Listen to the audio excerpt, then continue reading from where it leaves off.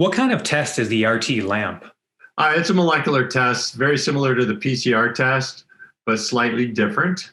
How sensitive is the RT lamp compared to PCR? Well, compared to PCR, there's some people saying it's as sensitive, but I don't think it is as sensitive as the PCR test. It's slightly less sensitive than the PCR test, but better than any other test out there, including the Abbott ID Now. So the best way to describe it, it is the most sensitive rapid test on the marketplace right now, slightly less sensitive than PCR.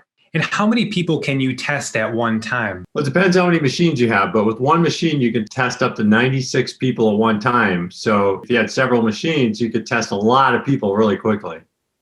And what are the space requirements for the RT lamp test?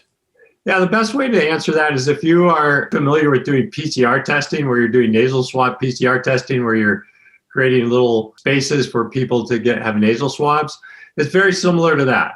So you're just having people go through. If it's inside, then you create little safe, environmentally safe spaces that are private to do the nasal swabs.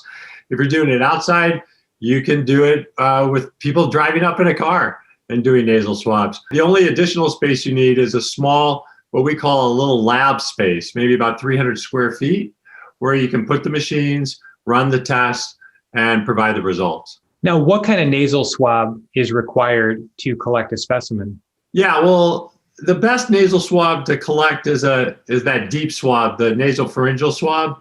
But a lot of testing that's being done is being done with the mid-turbinate swabs. You can do mid-turbinate swab with the RT lamp. And what does the workflow look like for the RT lamp rapid test for a work site or office space? Yeah, so as I mentioned, it's very similar to just doing a standard nasal PCR test.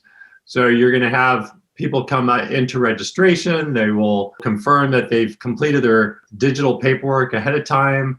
We will send them off to get their swab, which only takes a couple minutes, and then they're done. And that's it. And then when we actually run the test, we can send those results directly to the participants, the test participants, via email or via their phone, so they can get the results.